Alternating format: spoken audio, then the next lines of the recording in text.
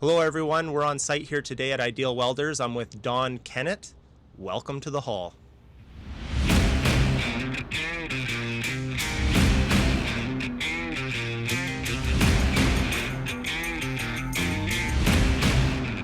Hey, Don. Thanks for coming on. Yeah, glad to be here. So, you've been referred to or introduced to me as Safety Don. So let's talk about that. Where'd that come from? Well, I'm in the health and safety role, and as long as they don't call me anything like safety officer, because I'm not an enforcement person, safety Don, safety guy, safety dude, Don, it's all good. So safety Don is just something that just comes about, and as long as they know who I am and what my role is, it's all good. You can tell safety's on the forefront here. This is actually my first time being inside Ideal Welders, and when we drove through the gate, the first sign you see is it's a target for zero incidents, right? Or is something to that effect. There's a sign up there. Yeah, no, it's exactly. That's basically the philosophy. I've been here now for about 6 years, and the intent basically is to get to Oz, or objective zero, or target zero, meaning let's get to the point that nobody's getting injured or ill being here. Now, while we heavily go for perfection being humans, that's very hard to get to, but we're going to settle for excellence. So we're on a journey to excellence, or basically Oz. And we've done a great job over the last 6 years moving along. The fab shop environment with heavy equipment, stuff moving around, there's people welding, there's people grinding, there's definitely potential for someone to get injured on a site like this. Oh, absolutely. You're dealing with professional tradespeople, but you're also dealing with human beings. So beings being fallible, or meaning they can make errors. We go a lot on the buddy system here. I'd say there's three major objectives, or drivers, if you will, that kind of spearhead what we do for health and safety here. The number one is human, moral, ethical. Jim, our owner's made it clear that he cares about his workers, and we're going after the human, moral, ethical. Further to that, we do the buddy system where everybody watches each other's back. There's legalities around this with the current legislations and Criminal Code of Canada and WorkSafe BC. You have to meet it or beat it. And there's also financial reasons as well. If you don't have a good safety record, you're not able to bid, you can't bid, we don't get the job. So between human, moral, ethical, legal, and financial, one or more of those motivates us to keep getting better and better. Yeah.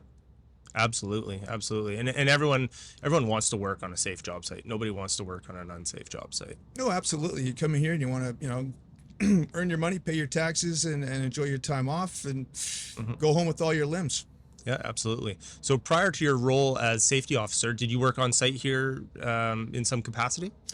No, actually, I'm a 30-year safety veteran. I've been doing health and safety for pretty much close to 30 years. I'm a Canadian registered safety professional since about 2001. I've got a heavy industry background. I've worked for other large companies for long periods of time. I've seen some fantastic, great safety programs. I've seen some crazy, ridiculously silly ones, and I've seen the Wild West. So I've seen a lot in my career, and I continue to see that, but the commonalities are basically the same, whether it be light manufacturing or heavy construction or anything like that. There are hazards and risks, and you have to control them, mitigate them as best you can, and a big part of that is awareness, and the bigger part of that is participation from everybody. You said, you see the good, you've seen the bad, the Wild West. You kind of need that to calibrate your safety compass, if you will, right? You know where, what's safe. You've seen the good, you've seen the bad, and you want to, you need to, by seeing that or being exposed to that, you know what to look for, right? To, prevent, say, accidents from occurring. Absolutely. I mean, there's two roles. The unfortunate role for what I do is reactive after somebody gets hurt, and that's what you like to minimize. The proactive nature is, again, get interaction with the people, get their input, participation, get them, all our employees, members, to be able to recognize hazards and understand the risks or the chance that will affect them, and clearly understand the control or mitigation methods for that. And if you get that awareness from everybody, and everybody doing their little small part, you can win the game like baseball by hitting singles or walking your batters continuously. You don't need magic home runs, but with everybody's participation, which we've had here, we have made some great strides in about 6 years. I imagine it makes your job a little easier when everybody's on board, right? You're not getting resistance from people. Like, people want to work safe. Absolutely, and that's the majority of people. You'll have the odd person for whatever reasons they don't buy into it. That's becoming more the minority. You have people who have a bad day. Yep. Then you got the majority of people who actually, you're correct. They're here to earn their living and to go home in one piece. And that goes back to our three drivers: human, moral, ethical, legal, financial. Come in, get your job done and go home and enjoy life. So when you came in 6 years ago, what was the kind of the current landscape for the safety program on site here? It was okay. It needed to be better, improvement, like any business, continual improvement. And this company was growing and wanted to go after more work and more business and more contracts. And in order to do that, you have to integrate your health and safety with your production. I've never found doing health and safety as a side or add-on, and production has never worked in my career. If you integrate the two and blend the two, overlap the two, it becomes very effective. And we're able to do that with everybody's input and participation over the last 6 years, that we've made great strides. Nice. The health and safety is on every job. It's everywhere you go now. It's not something that is, say in years past, no one wore their gloves, or you didn't wear a mask. If it's just not the way anymore. Like, now people are educated enough. There's so much effort being put forward to health and safety, and people understand that it's their health, right? I have a family member that has asbestosis from from working. They worked in different environments, and they didn't, back in the day, they didn't wear their mask, right? And I get to see that firsthand, and I'm like, there should have been a better health and safety policy or plan in place back then, right? And so we live and we learn, right? And so these things develop over time, right? So it's a pretty critical role that you hold, and it's crucial. Yeah, well, I'd say I'm a facilitator. I'm not the be all and end all. It doesn't matter how good a safety professional is. If they don't have buy-in from senior management and from supervision and from the workers themselves, you're going to struggle. And I honestly think that if without that commitment and buy-in from the majority of people, it's going to be very difficult, maybe impossible, to get to the safety point where you really should be. But the moment you get the buy-in, the participation, the input, thoughts, ideas, feedback from management, from workers and everybody else, it starts to work quite well. And it just becomes kind of self-fulfilling, self-prophesizing. It just gets better and better and better. So on a typical work day here, what would be some of the safety protocols you'd see in place? Is a toolbox meeting in the morning, or start a shift? Like, what are some of the kind of standard things you'd see on site here? Well, normally what we do is at this site, and every site is different, and I emphasize there's not necessarily a right way or a wrong way. There's a way that works. And now, taking aside that anything that is potentially dangerous or discriminatory, you need to have an effective program, and that there's a lot of variables on that. And other companies will do it a certain way, and it's effective, and we'll do it a different way. But the key is it's effective. So we have here 2 toolbox talks a week. One is done by a foreman who does a lot of production and some safety, and I'll do the other one, and I do mostly safety and some production, but there's a definitely overlap. But I think it's incredibly important to have a toolbox talk from safety perspective and the supervision, production, management, and we share commonalities, and that is very, very effective. The other things you see is what people now, like you said, in the past wasn't common. Even though it was regulated or mandated by legislation, you'll see our workers now who are clean shaven wearing their respirators. You'll see them without hesitation up off of grade over 10 feet with no guardrails within their body height of an edge. Fall protection is the norm now.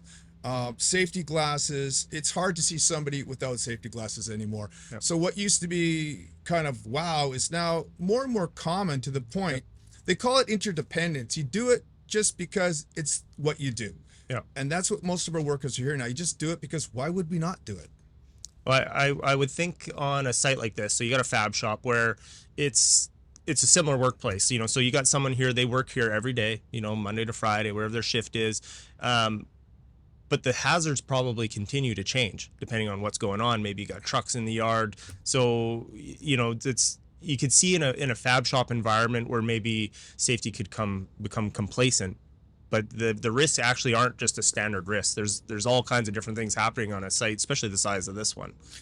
Oh, absolutely. We're not as dynamic as, say, as a full-blown construction site. But having said that, you're right. Our jobs change, the project changes.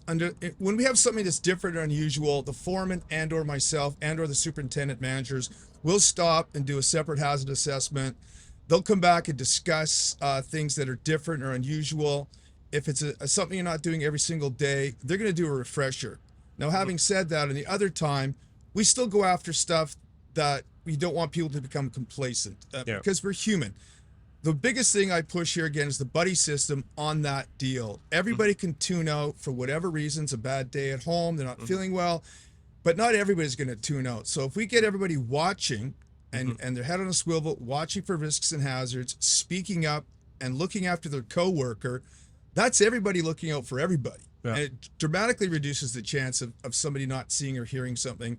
And they're free to approach, everybody's empowered to approach each other politely, respectfully, including our owner. They'll go politely remind our owner, Jim, that he has to comply, and he says thank you.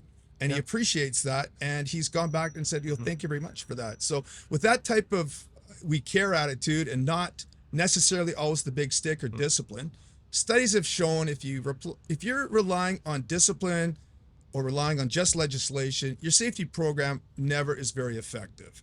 When you get down to the point you're doing it because it's the right thing to do and you care about people, they call that interdependence. And statistics show you have a much better culture, much more open, and consequently a lot less accidents or injuries. Yeah, and it's not to like use all the buzzwords, but like that safety culture or that interdependency, like if everyone's just kind of like, this is how it is, right? This is how we operate.